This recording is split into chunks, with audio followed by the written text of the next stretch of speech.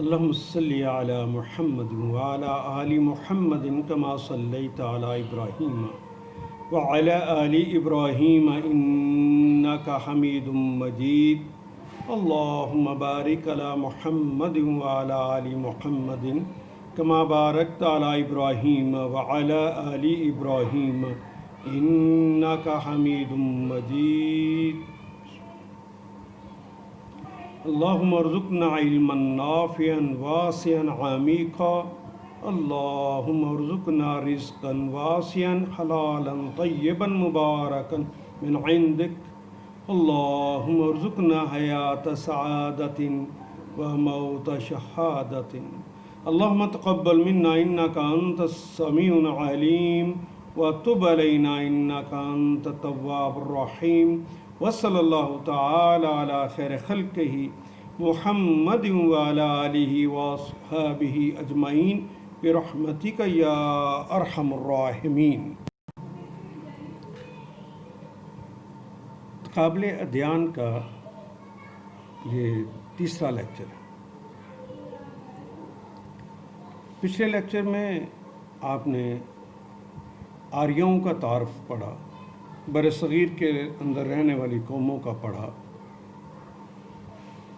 کہ اس میں دو بڑی قومیں باہر سے آئی تھیں اور ایک بڑی قوم خود ہندوستان کے اندر کی رہنے والی تھی.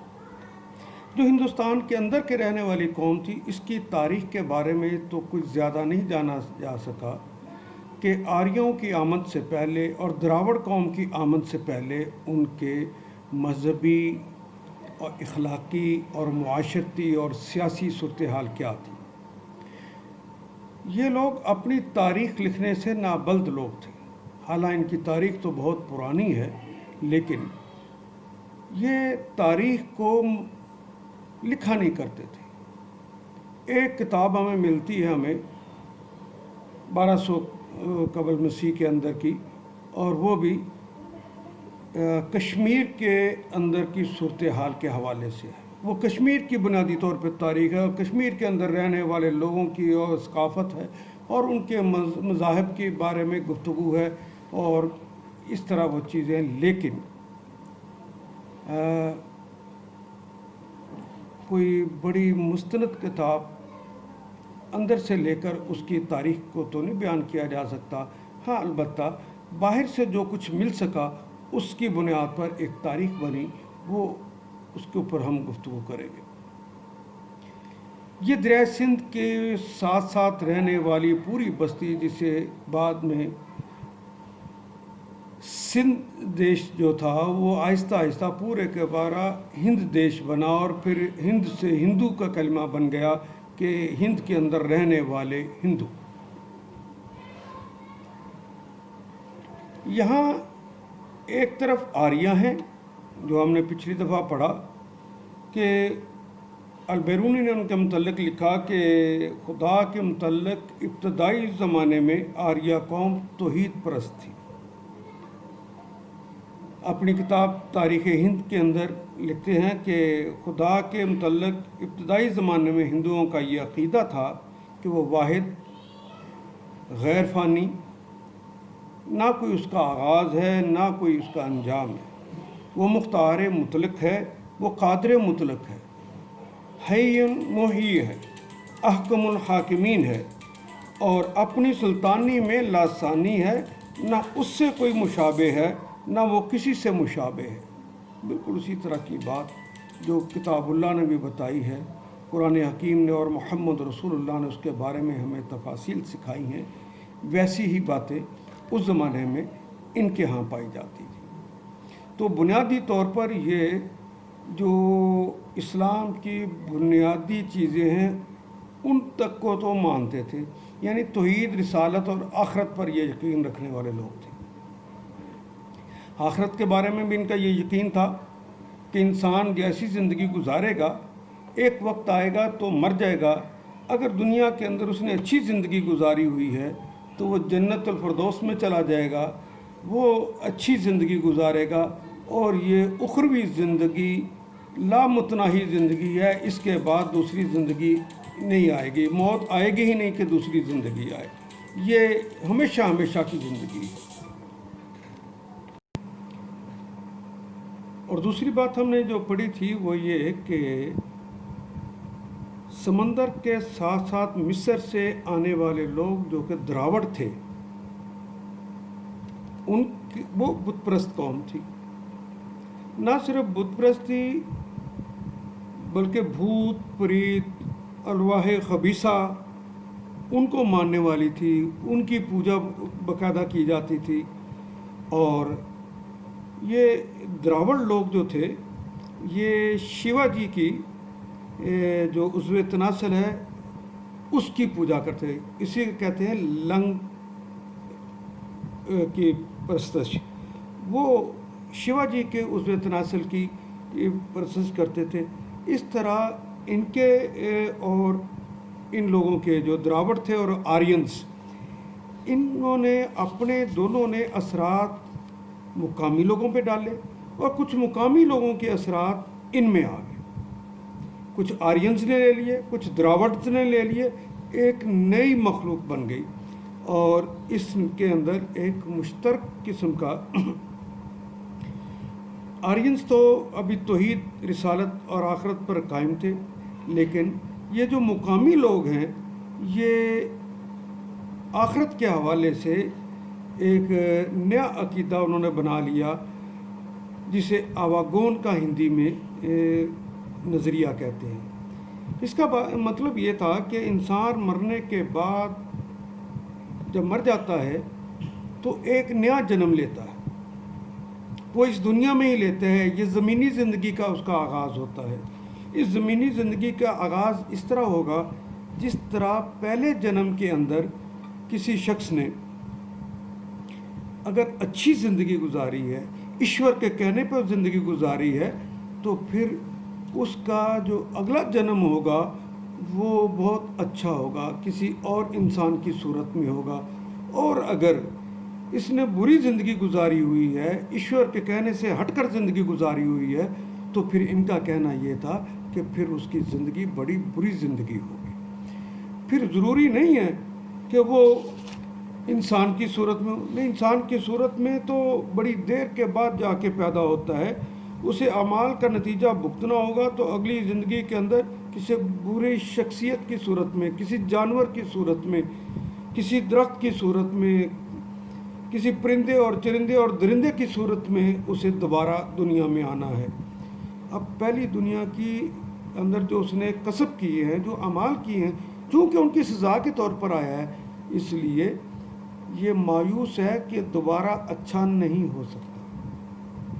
ہاں، ان کے عقیدے کے مطابق 84 لاکھ سال دفعہ، 84 لاکھ سال مسلسل 84 لاکھ دفعہ وہ مرے جیے، مرے جیے، مرے جیے، اور مختلف جگہ سے ہوتا ہوا پھر اس قابل ہوتا ہے، یہ ساری سزا بھگتنے کے بعد اس قابل بنتا ہے کہ اس کو انسان کی صورت دوبارہ زندہ کیا جائے اور پھر وہ انسانی زندگی گزارے۔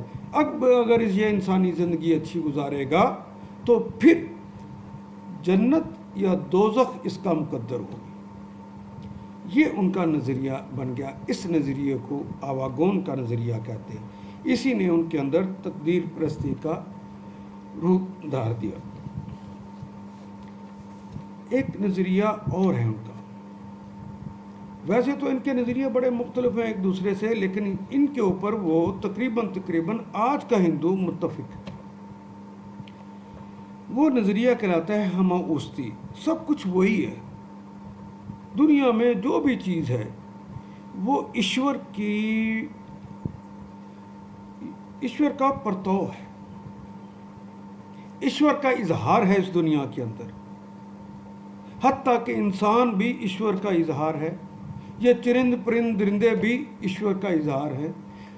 یہ جو اللہ ہے، جو ان کا ایشور ہے، ان کے اظہار کے طور پر کبھی وہ روپ دھار لیتا ہے اس کا انسان کا، کبھی وہ دھار لیتا ہے چرند پرند درندے کا، اور کبھی پھول اور پتوں کا، کبھی کس کا، وہ دنیا میں آ جاتا ہے۔ حالانکہ ان کے नज़रिए के मुताबिक जब ईश्वर ने रूप धार लिया है इस दुनिया के अंदर, वो इंसान हो, वो कोई जानवर हो, वो कोई दरख्त हो, वो कोई पौधा हो, तो वो दरअसल है तो ईश्वरी, पूजा ईश्वरी की करनी है। तो वो समझते हैं कि हम अगर बैल की पूजा कर रहे हैं, अगर हम गाय की पूजा कर रहे हैं, वो समझते हैं अगर हम दरख्त की पूजा कर रहे हैं, चांद सूरज सितारों की पूजा कर रहे हैं, तो ये तो मज़हर हैं ईश्वर के, तो हम दरअसल ईश्वर ही की पूजा कर रहे हैं। उनके नज़रिए के मुताबिक ऐसा ही। ये दो चीज़ें, एक तो आवागोन और दूसरा हमाउस्ती का ये नज़रिया, ये तकरीबन तमाम हिंदुओं के अंदर मुश्तरक है। वो कहते हैं कि फितरत और खुदा एक ही हकीकत के दो रुख है। इसलिए फितरत जी हयात या बेजान, वो फितरत बेजान भी, वो आबशारों, वो पत्थरों, वो जिस चीज़ को भी जो ताकत दे, जो फ़ायदा दे, जो नफ़ा दे, हाँ जो ज़रर दे, जो नुकसान दे, उन सब को फितरत का चूँकि मज़हर समझते हैं, इसलिए वो इन सब की, कभी वो हाथी की पूजा कर रहे हैं, कभी शेर की पूजा कर रहे हैं, कभी वो बंदर की पूजा कर रहे हैं, कभी किसी की पूजा कर रहे हैं, कभी किसी की पूजा कर रहे हैं। तो ये जो मामला था उनके अंदर मुसलसल चलता रहा। तो यहाँ तक तो ईश्वर ही एक ही खुदा था, लेकिन उसके बाद जब इनके शागिर्दों के शागिर्दों के शागिर्दों के शागिर्द आए, एक वक्त गुजरा, तो फिर इनके अंदर तब्दीलियाँ आ गई। ईश्वर को इन्होंने 3 हिस्सों में बांट दिया।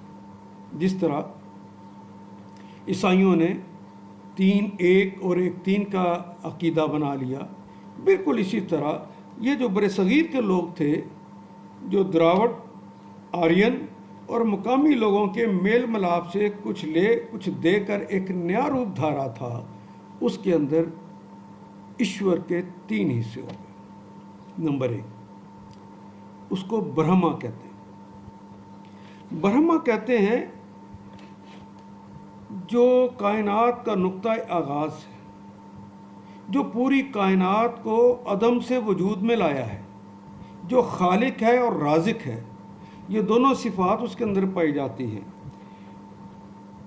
और ज़ाहिर है जो खालिक होगा, जो राज़िक होगा, असल में तो वो उनका खुदा था, लेकिन ये नया जो उन्होंने बना लिया ईश्वर का एक रूप, क्योंकि ईश्वर के अंदर खालकियत भी मौजूद है और रुबूबियत भी मौजूद है। वो जो असर था आर्यंस का वो इसमें मौजूद है, लेकिन उन्होंने द्राविड़ असर के तहत एक इलाह और घड़ लिया। ये इलाह, इसका नाम ब्रह्मा रखा और कहा कि ईश्वर की ये खुसूसियात इसके अंदर पाई जाती हैं, लिहाजा ये भी खुदा है, ये भी इलाह है, ये भी ईश्वर है। ईश्वर को उन्होंने जो अपनी तहजीब में सिखाया, दिखाया, इस आर्ट के अंदर ईश्वर के 4 मुंह हैं। और आपको पता है कि आर्यंस जो दीनी तौर पर, मजहबी तौर पर जो मानने वाले थे, इनकी किताबों का नाम वेदें हैं। ये वेदें 4 थी, ऋग्वेद, यजुर्वेद, सामवेद और अथर्ववेद। ये 4 वेदें थी इनकी। तो ब्रह्मा जब आया तो उसके इन्होंने बारेश, यानी मजहबी है, ये दाढ़ी की जो अलामत है, उसके दीनी और मजहबी होने की अलामत, वो दाढ़ी है उसकी, और उसके 4 मुंह हैं, मशरक़ में, एक मगरब में, एक शमाल में, एक जुनूब में, ये उसके 4 मुंह हैं। और जो उसका मशरक़ी मुंह है उससे ऋग्वेद निकली है। वो उनका दावा है कि ये जो ऋग्वेद, ज़ाहिर है मैंने पहले भी अर्ज़ किया था कि जो खालिक होता है उसी का हक़ है कि वो बताए कि दुनिया ने ज़िंदगी किस तरह गुजारनी है। ज़िंदगी गुजारने के तरीक़े, करीने, सलीक़े का नाम ही तो दीन और मज़हब होता है ना। तो ये बताना तो उसी का इस्तेहक़ाक़ है। तो ब्रह्मा जो कि खालिक है, इसने बताना है कि ज़िंदगी कैसे गुजारनी है। तो अज़ल से جس طرح میں نے بتایا کہ پہلے انبیاء اور رسول جو ان سے پہلے گزر چکے تھے ان کے ہاں بھی زندگی گزارنے کے لیے طریقہ ایک کتاب یا صحیفے بھیجے، ساتھ ایک ڈیمانسٹریٹر بھیجا. تو برہما کو منہ کے اندر سے 4 کتابیں نکلی. پہلی جو مشرق سے نکلی ہے اس کو رگ وید کہتے ہیں، اور مغربی منہ سے جو نکلی ہے اس کا نام یجر وید ہے، اور جو اس کے جنوبی منہ سے نکلی ہے اس کا نام سام وید ہے، اور جو اس کے شمالی منہ سے نکلی ہے اس کا نام اتھر وید. اس طرح اس کے 4 منہ ہیں، 4 ہی ویدیں ہیں، اور یہی وہ متبرک کلام ہے جو کہ ایشور نے برہما کے ذریعے اس دنیا کو دیا کہ زندگی تم نے یوں گزارنی ہے. ہم آگے جا کے کتابوں میں پڑھیں گے کہ ہندوؤں کی کتابیں کون کون سی ہیں. بنیادی کتاب تو یہ وہی ہیں جو 4 کتابیں دراصل ویدوں کی تھی، ان کی تھیں آرینس کی. یہ جو برہما ہے، برہما کے ہاتھ بھی 4 ہیں. چاروں ہاتھوں میں یہ جو ویدیں منہ سے نکلی تھیں، ایک ہاتھ کے اندر انہوں نے وہ ویدیں پکڑ رکھی.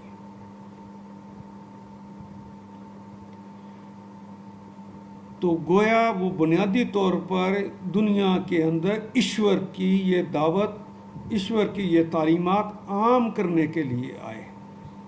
یہ کام انہوں نے جو نسل انسانی پیدا کی ہے، جو تخلیق پیدا کی ہے، جو انسانوں کی خدمت کے لیے دوسرے جانور دوسری چیزیں پیدا کر دی ہیں، ان سب کے لیے زندگی کس طرح گزاری جائے گی اس کو بتانا ہے.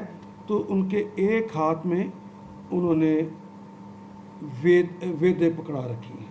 برہما کا ایک ہاتھ ویدوں والا ہے، گویا تعلیمات دینے کے لیے آئے ہیں. دوسرے ہاتھ کے اندر تسبیح ہے.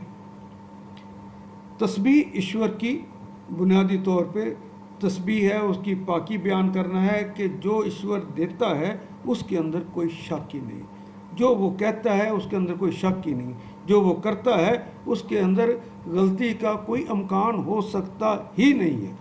تو یہ تسبیح اس بات کا اعلان ہے. اچھا، یہ دونوں کام جو کرنے ہیں یہ طہارت کے بغیر نہیں ہو سکتے، اس لیے ان کے ایک ہاتھ میں، برہما کے ایک ہاتھ کے اندر لوٹا پکڑایا گیا. اس لوٹے کے ساتھ انسانوں نے، یہ جو کتابیں ان تک پہنچ گئی ہیں، انہوں نے اس کو طہارت اختیار کرنی ہے، پاکیزگی اختیار کرنی ہے. پاکیزگی اختیار کریں گے تو ویدیں پڑھنے کے قابل ہو جائیں گے، ویدیں پڑھیں گے تو لوگوں کو بتانے کے قابل ہو جائیں گے، اور جس کے اندر بتائیں گے کہ اللہ کی تسبیح کس طرح بیان کرنی ہے. اور جب یہ کر لیں گے تو اس کے لیے لازم ہے کہ وہ فیاض بھی ہوں. وہ چونکہ ان کے ایک صفت رازق ہونا ہے، اس لیے انہوں نے اپنے ہاتھ میں، برہما نے ایک ہاتھ میں اپنا چمچ پکڑ رکھا ہے. یہ چمچ جو ہے وہ اس بات کی علامت ہے کہ رازق لوگوں کو رزق بانٹ رہا ہے. تو گویا دین بانٹنا بھی اور رزق بانٹنا بھی مطہر اور تسبیح کرنے والے کا کام ہے. تو یہ ایک کنسپٹ دیا برہما نے. اچھا، برہما ویسے تو دیکھا جائے تو انتہائی عظیم ہستی لگتے ہیں. تو ان کو ہمیشہ راج ہنس پہ دکھایا گیا ہے. آخری جو چیز ہے کہ جہاں پہ برہما کے بت ہوگا آپ دیکھیں گے اسے راج ہنس پہ دکھایا گیا ہے. راج ہنس ایک ایسی چیز ہے جس پر بیٹھ کر وہ ساری دنیا کے اندر ان ویدوں کی تبلیغ کرتے ہیں، ان ویدوں کی جا کے تشریح کرتے ہیں، ان ویدوں کے بارے میں لوگوں کو سمجھاتے ہیں. الی کافۃ الناس جسے کہتے ہیں، جس طرح قرآن حکیم الی کافۃ الناس آیا ہے، اس طرح ان کا بھی تصور ہے کہ یہ ویدیں تمام عالم انسان کے لیے بھیجی گئی ہیں، ان کے لیے یہ رستہ ہے. اور راج ہنس پر یہ بیٹھا ہوا انسان، اس کی ایک بیوی بھی ہے. راج ہنس پر بیٹھا ہوا، میں انسان کہہ گیا، یہ جو ان کی الہ کی صورت اختیار کے جو ایشور کا پرتو ہے اس دنیا کے اندر، جو اس دنیا میں حلول ہو کے آ گیا. یہ جو راج ہنس پر بیٹھ کر جاتا ہے، اس کی ایک بیوی ہے جو فنون لطیفہ کی دیوی کہلاتی ہے. جتنے فنون لطیفہ ہیں اس کی دیوی الگ بنا دی گئی، اور یہ فنون لطیفہ کے لوگ اس کی پوجا کرتے ہیں. اس دیوی کا نام سرسوتی دیوی ہے. برہما ایک پہاڑ ہے، میرو پربت پہاڑ. میرو پربت پہاڑ کے اوپر اپنی بیوی سرسوتی کے ساتھ رہائش پذیر ہے. یہ وہاں پہ ان کے ساتھ رہتے ہیں. ان کے ساتھ میں نے بتایا تھا نا کہ انہوں نے ایک کی بجائے ایشور کے بجائے 3 الہ بنا لیے. ایک برہما، دوسرا وشنو، اور تیسرا شیوا.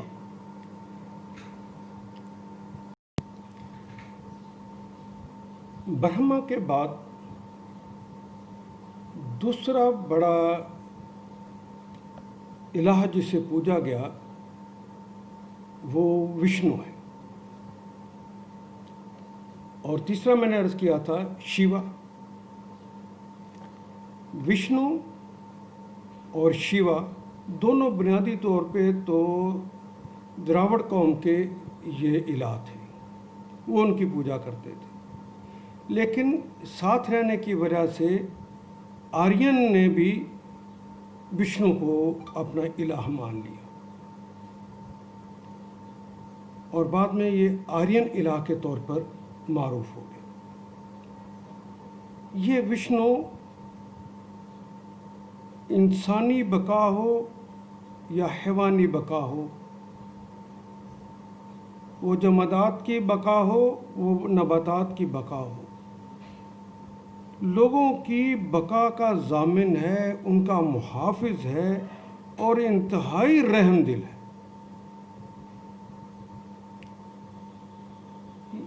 اس کا مرکزی اور خصوصی تعلق انسان سے، اس کی انسانیت کے حوالے سے ہے. وشنو جی پہلے بھی معروف تھے دراوڑ قوم کے اندر، پھر آرین نے مان لیا تو اور بھی مقبول ہو گئے. تو ان کے اندر ایک اور اتار تھے دیوتا، ان کا نام نارائن تھا. وشنو اور نارائن مل کے وشنو نارائن بن گئے. اب 2 جگہ پر ان کا اتحاد ہو گیا، اور ان کے ماننے والوں کی تعداد زیادہ ہو گئی. پھر ایسا ہوا کہ 2 دیوتا اور کرشن اور داسو دیو دونوں الگ الگ بھی الہ تھے، اور ان کے ماننے والوں کی بھی بڑی تعداد تھی. پہلے کرشن اور داسو کے جو ماننے والے تھے، ان کے پجاری جو تھے، یہ انہوں نے آپس میں الحاق کر لیا. یہ الحاق کر کے وشنو اور نارائن کا جو اتحاد ہوا تھا اس میں شامل ہو گئے، اور بنیادی طور پہ پھر یہ وشنو کی پوجا کرنے لگ گئے. یہ ایک بہت بڑے پجاری مل گئے. اس کے مقابلے پہ برہما کی صورتحال یہ، وہ اتنا بڑا دیوتا ہونے کے باوجود کہ وہ خالق بھی ہے اور رازق بھی ہے، ان کے پورے ہندوستان میں 2 معبد ہیں. لگتا ہے جس طرح انہوں نے تخلیق کے بعد کتابیں دے دیں اور اس کے بعد وہ سو گئے. پورے ہندوستان میں ان کے 2 مندر ہیں جن کی پوجا کی جاتی ہے، لیکن اب وشنو کی پوجا بہت زیادہ کی جانے لگ گئی. ایک تو بنیادی وجہ یہ کہ لوگوں کی بقا کا ضامن ہے، ہمدرد بہت ہے، محبت کرنے والا ہے. اس کے بھی 4 ہاتھ ہیں. اس جب شہرت ہو گئی تو اس کے 4 ہاتھ. یہ شہرت کی وجہ بھی ان کا یہ ماٹو ہے. یہ جو تصویر بنی ہے اس کے اندر ان کے دائیں ہاتھ کے اندر سنکھ ہے. سنکھ کہتے ہیں وہ بڑا باجا جس سے آواز دور تک جاتی ہے. یہ دعوت کی نشانی ہے. دور تک دعوت کو پہنچانا، ایشور کی باتوں کو پہنچانا ان کے ذمہ ہے۔ یہ دعوت انہوں نے دوسروں تک پہنچانی ہے۔ یہ سنک اس بات کی علامت ہو گیا، اور ان کے دوسرے ہاتھ میں گرز ہے۔ جو دعوت کے راستے کو روک دے اور دعوت کو آگے نہ جانے دے، تو انہوں نے تو دعوت ساری دنیا میں پہنچانی ہے، تو پھر اس کا مقابلہ کرتے ہیں، وہ پھر جہاد کرتے ہیں۔ پھر انہوں نے جہاد کیا۔ ان کے ایک ہاتھ کے اندر چکر ہے۔ یہ چکر وہی جو کہ ہندوستان کے آج جھنڈے کے اوپر بھی بنا ہوا ہے، گول۔ یہ ساری دنیا کی علامت ہے، یعنی پوری دنیا جو گول ہے اس کی علامت ہے کہ یہ دعوت پوری دنیا میں پہنچانی ہے، چاہے اس کے لیے جہاد کرنا پڑے۔ اس سے پہلے جتنے بھی ان کے الہ آئے، وہ پوجا پرستش تو ہوتی تھی، نام کی مالا تو جپی جاتی تھی، ان کے ناموں کی قربانیاں بھی ہوتی تھیں، لیکن ابھی تک دریائے سندھ کے اس پار کے رہنے والے لوگ، وہ جہاد کے لیے کوئی ان کی مذہبی کوئی تحریک موجود نہیں تھی۔ کرشن اور داسیو جب مل گئے ہیں تو پھر وشنو نے یہ جہاد کیا، اور جہاد ساری دنیا تک پہنچانے کے لیے کوشش کی، اور جتنے لوگ بھی راستے میں رکاوٹ ہوئے ان کے خلاف باقاعدہ لڑے۔ اور ان کے ایک ہاتھ میں کنول کا پھول ہے۔ یہ کنول کا پھول بڑی اہمیت کا حامل ہے۔ یہ دائی کو سمجھاتا ہے کہ یہ کنول کا پھول جو کھلتا ہے، جو خوبصورت مستقبل کی علامت ہوتا ہے، جو بہترین اور شکل سے بھی بڑا اعلیٰ اور عمدہ لگتا ہے، نرم اور نازک لگتا ہے، جی کو اچھا لگتا ہے، یہ کنول کا پھول کھلتا تو دلدل میں، جوڑوں میں کھلتا ہے۔ تو تمہیں اپنی دعوت جا کے انہی لوگوں کو دینی ہے جو ایشور سے دور ہے۔ ایشور کے دور لوگوں کو دعوت دے کے قریب کرنا ہے۔ آپ دیکھیں کہ صبح صبح جو وشنو کے پجاری ہیں، اپنی پیشانی پر سرخ رنگ کے گیروں سے ایک مثلث بناتے ہیں۔ یہ مثلث بنا کے پھر دعوت کے لیے نکلتے ہیں اور لوگوں کو جا کے پکارتے بلاتے ہیں۔ ہندوازم کے اندر الوہیت جو ہے وہ تو ایک حالت میں پرسکون رہتی ہے، وہ سکون کا مظہر ہوتی ہے۔ البتہ کبھی انسانی دعائیں، عبادتیں وہ الہ کو حرکت میں دیتی ہیں اور دنیا میں اتار لاتی ہیں۔ اسے مختلف اہم مراحل سے اسے مادی دنیا میں نزول پر آمادہ کیا جا سکتا ہے، لیکن مادی دنیا میں معبود کا آنا ڈائریکٹ نیچے نہیں آ جاتا، بلکہ جب معبود نیچے آنا ہوتا ہے تو کسی انسان کے اندر اسے حلول کرنا ہے، تو یہ انسان کے اندر حلول کر جاتے ہیں، اور کبھی کبھی یہ کسی غیر انسان میں بھی حلول کر جاتے ہیں، اور جب آ جاتے ہیں آتے کسی نیک انسان کی شکل میں ہیں، اور پھر غمزدہ فریادی کی فریاد کو پورا کرتے ہیں۔ یہ دعائیں، التجائیں، عبادات، یہ نظر نیاز، یہ قربانیاں، یہ پھر اس کو مجبور کرتی ہیں کہ دنیا میں آ۔ ہندوؤں کے دو بڑے معبود ہیں، کرشن اور رام۔ کرشن جی بھی اور رام جی بھی دونوں ہی یہ وشنو کے اس دنیا میں اوتار تھے۔ یہ بنیادی طور پہ تو دونوں دنیا کے نیک انسان تھے۔ ان نیک انسانوں نے جب پکارا کہ دنیا کے اندر حالات خراب ہو گئے ہیں، ہماری مدد کرو، تو یہ مدد کرنے کے لیے جب اترتے ہیں تو ظاہر ہے کسی کے اندر حلول کریں گے۔ حلول کیا تو انہوں نے معبود ایک رام ہمارے قریب کے زمانے اور ایک کرشن، دونوں کے اندر حلول کیا۔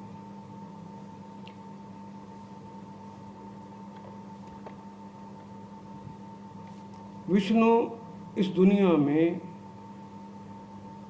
تقریباً 10 دفعہ نازل ہوئے، 10 دفعہ دنیا میں اترے ہیں دعاؤں التجاؤں کے نتیجے میں، عبادات کے نتیجے میں، لوگوں کی فریاد رسی کے لیے اترے ہیں اور حلول کیا ہے لوگوں کے اندر۔ 7ویں موقع پر وہ رام میں داخل ہوئے تھے اور رام کے ذریعے لوگوں کی مدد کی، اور 8ویں مرتبہ وہ کرشن جی کے اندر داخل ہوئے اور کرشن جی کے اندر داخل ہو کے انہوں نے پھر لوگوں کی مافوق الطریقوں سے مدد کی۔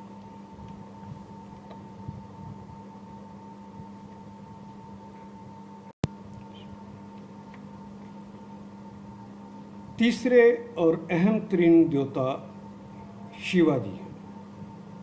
شیوا یہ وشنو کی ضد سمجھے جاتے ہیں، وہ بقا کی علامت ہیں، یہ تخریب کی علامت ہے، وہ تعمیر کی علامت ہے، یہ تباہی اور بربادی کی علامت ہے۔ یہ زندگی کی پرانی صورتوں کو مٹاتا ہے، تعمیر اور تخریب کی تمام قوتوں کا یہ مالک ہے، خود ہی بناتا ہے، خود ہی توڑتا ہے، پھر ان کو بناتا ہے۔ ہزاروں انسانوں کی موت کو گھاٹ اتار کر ہزاروں کو جہنم دیتا ہے اور پھر ہزاروں کو جنم دے دیتا ہے۔ ہزاروں جانور ان کے نام پر قربان کیے جاتے ہیں۔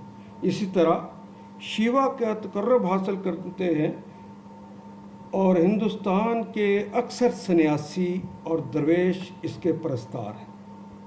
اس کی پیشانی پر جو تصویر ملی ہے، اس کی پیشانی پر ایک تیسری آنکھ بھی بنی ہوتی ہے جسے ترلوچن کہتے ہیں۔ یہ شیوا بنیادی طور پہ جو دراوڑ ہی تھے، لیکن ہندی ایک دیوتا ہے، آرین دیوتا اندر اور دیوتا اور شیوا کہتے ہیں دراصل ایک ہی دیوتا کے دو مختلف نام ہیں، بلکہ ایک اور دیوتا بھی تھا جس کا نام ردر تھا۔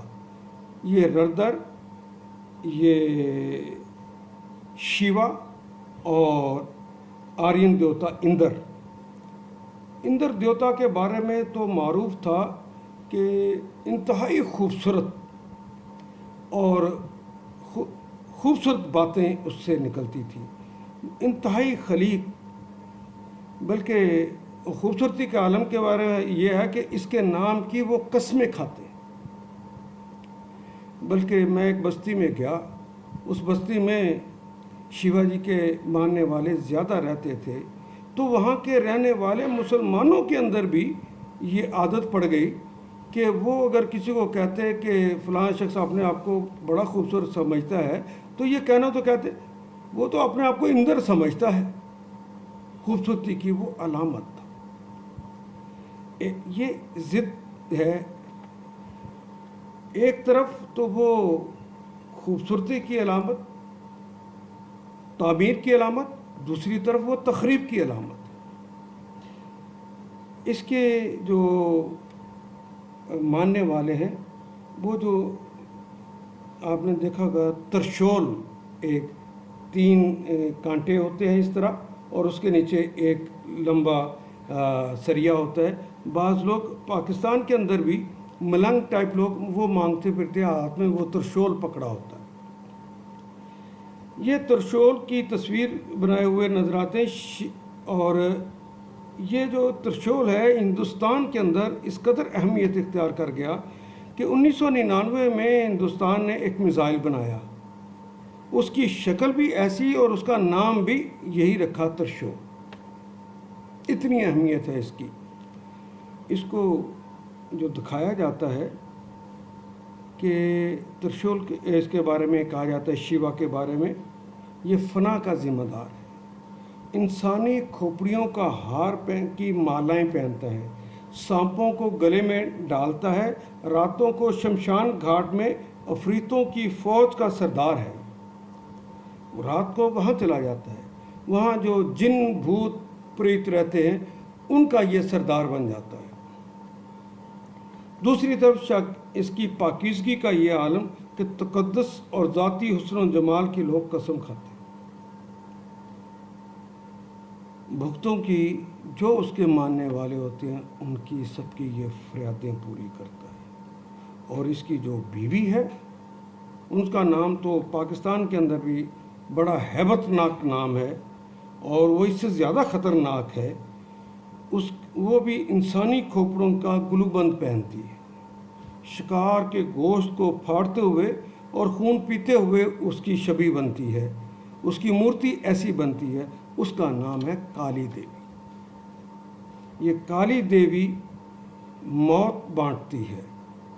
اس کا وہ حصہ جو کہ اندر دیوتا کے ساتھ مل کر بنا ہے، شیوا جی تعمیر کرتے ہیں، لوگوں کے کام آتے ہیں، اور جادو ٹونے کرنے والے اسی کی پوجا کرتے ہیں، اور یہ انتہائی خطرناک قسم کا سمجھا جاتا ہے۔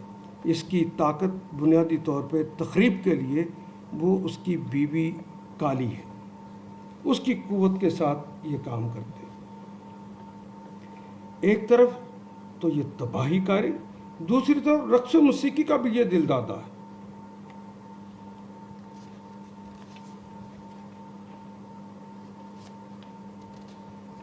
تیسرا تین تو یہ مستقل دیوتا ہو گئے جو کہ بنیادی طور پہ کرشن جی کہہ رہا ہوں، ایشور کے پرتو ہے۔ پرتو نمبر 1 برہما، آدھے کام انہوں نے اسے سونپ دیے، شیوا جی نے برہما کو سونپ دی، آدھے کام کچھ کام جو ہے وہ تعمیر کے حوالے سے وہ زیادہ کام وشنو جی کو سونپ دیے، اور تخریب کے حوالے سے زیادہ کام ایشور نے شیوا جی کو سونپ دیے۔ تو جس کو کوئی منفعت چاہتا ہے تو وہ اس کی پوجا کرتا ہے جو منفعت کا ذمہ دار ہے، اور جو کوئی تخریب چاہتا ہے، دوسروں کی تخریب چاہتا ہے، اپنی تخریب چاہتا ہے، وہ پھر تخریب کے دیوتا کی پوجا کرنے لگ گئے۔ ان کے ہاں ایک اور دیوتا ہے جو پورے ہندوستان میں مانا جاتا ہے، وہ گائے دیوتا ہے۔ ہندو ثقافت کے اندر گائے بیل کی پرستش اور اس کی عظمت کا اقرار اس قدر ہے کہ اگر کوئی آدمی مسلمان اس گائے کو کھا لے تو انسان کا خون بہانے سے یہ باز نہیں آتا۔ کسی کے گھر سے، کسی کی فرج سے کوئی بوٹی نکل آئے گائے کے گوشت کی، یا وہ گوشت کوئی اور ہو، اور اس کی مالیگاؤں کے اندر آپ نے پڑھا ہوگا کہ ایک گھر کے اندر کسی نے مٹن رکھا ہوا تھا، وہ کچھ دنوں کے بعد تھوڑا سا جو مٹن تھا، غریب لوگ ہیں تھوڑا تھوڑا پکاتے ہیں، تو وہ مٹن کو دیکھ کر کسی نے جا کے باہر لوگوں کو بتایا، ہندوؤں کو، ان کے گھر میں گائے کا گوشت رکھا ہوا ہے تبرک کے طور پہ، ان کے گھر میں وہ پڑا ہوا ہے۔ لوگوں کو پتہ چلا کہ اس کے مطلب انہوں نے گائے کو کاٹا ہے، پورا مالے گھاؤں جلا دیا انہوں نے، ہزاروں انسانوں کو موت کے گھاٹ اتار دیا۔ یہ اس دیوتا کی پوجا کرتے ہیں۔ وہ کہتے ہیں کہ سارا جہاں اور کل دیوتا، جتنے دیوتا ہیں، گائے ہی کا سراپا ہے۔ گویا گائے اب مقابلہ ہو گیا اس کا ایشور کے ساتھ، گائے اور ایشور ایک ہو گئے۔ تو کہتے ہیں کہ سارے دیوتا جو ہیں وہ اس کا سراپا ہیں، اس کا پرتو ہیں۔ اتھر وید میں یہ جو آخری وید جب جس کے اندر پھر انحراف ہونا شروع ہو گیا، پھر اس کے اندر ایسا ہی لکھا گیا۔ اس کے شوہر کا نام ہے بیل۔ بیل کے بارے میں اتھر وید میں لکھا ہے کہ بیل ساری دنیا کو اپنے ایک سینگ پہ اٹھاتا ہے، اور جب اس کا سینگ تھک جاتا ہے تو اس سے ہٹا کر دوسرے سینگ پہ رکھتا ہے، تو اس زمانے میں وہ زلزلہ آتا ہے۔ گو پرستی اس قدر آگے چلی گئی، پہلے شروع میں صرف گائے کی پوجا کی جاتی تھی، پرستش کی جاتی تھی، اس کی تقدیم کی جاتی تھی، اس کو یعنی تعظیم کیا جاتا تھا، لیکن یہ اثر اس قدر بڑھا کہ اس کے گوبر کو بھی پھر مقدس جاننے لگ گئے، اور مقدس اس کے گوبر کا پانی نچوڑ کر یہ پیتے ہیں۔ اور ابھی تو انہوں نے یہ جو وائرس آیا ہوا ہے، اس وائرس کی بیماری کا علاج بھی انہوں نے کہا گوبر کا یہ پانی ہے، یا اس کا یہ پیشاب پی لیں گے تو آپ کرونا سے بچ جائیں گے۔ کرونا وائرس کا علاج بھی ان کے نزدیک یہی ہے۔ مہابھارت کے اندر بھی اس کا تذکرہ اسی طرح موجود ہے۔ ایک مقدس کتاب ہے منوسمرتی، اس میں کہا گیا گائے کا گوبر اور پیشاب گناہوں کی معافی کا ذریعہ ہے۔ اور مہاتما گاندھی کہتے ہیں کہ میں تو ہندوستان کو اس وقت آزاد سمجھوں گا جب گائے کو یہاں پہ ذبح نہ کیا جائے گا، اور جو گائے کو ذبح کرے اس کے بدلے میں لاکھوں انسانوں کو بھی مار دیا جائے تو کوئی حرج نہیں۔ اب وہ اپنے آپ کو اہنسا کا، امن کا پجاری بھی کہتا ہے، لیکن گو ماتا کے حوالے سے ان کا یہی ہے۔ اور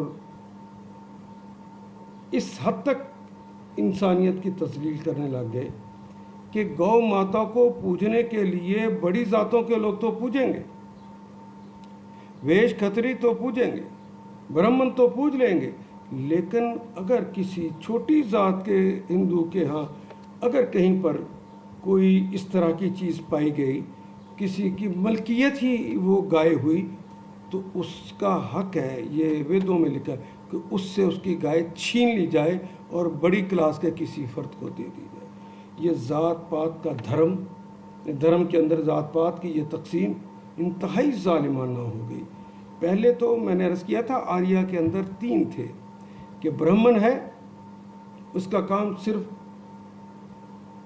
دیوتاؤں کی پوجا کرنا ہے اور لوگوں کو اس کی تعلیم دینا ہے۔ اس کے بعد کھشتری ہیں، تو ان کا کام سرداری کرنا ہے اور جنگوں کا لڑنا ہے۔ اس کے بعد ویش ہے، یہ تاجر ہیں، ان کا کام پہلے دونوں طبقوں کی خدمت کرنا ہے۔ لیکن اب ہندوستان کے اندر جو کہ عام چلن ہو گیا وہ یہ کہ ایک اور ان کے اندر دلت نام کے لوگ پیدا ہوئے، شودر انہیں کہا جانے لگا۔ ان شودروں کے کام یہ، ان کو اتنا پلیت سمجھا جانے لگا کہ یہ پاکیزہ گائے کو اپنے پاس نہیں رکھ سکتے اور بڑے ذات کے لوگوں کے مندر کے اندر داخل بھی نہیں ہو سکتے۔ یہ پانی پینا ہو تو جو اسٹیشن پہ ٹوٹیاں لگی ہیں اس کے اوپر، یہ پانی بھی نہیں پی سکتے۔ شودر کے لیے پانی پینے کی اجازت ہے لیکن اس کے لیے ٹوٹی الگ لگی ہوئی ہے۔ یہ اگر مقدس کتابوں کو کبھی زندگی میں ہاتھ بھی لگا لے یا اس کا سن لے تو پگھلا ہوا سیسا ان کے کانوں میں ڈال دیا جاتا ہے۔ برہمن کے ساتھ بیٹھ جائے تو اس کے چوتڑ کو کاٹ دیا جاتا ہے۔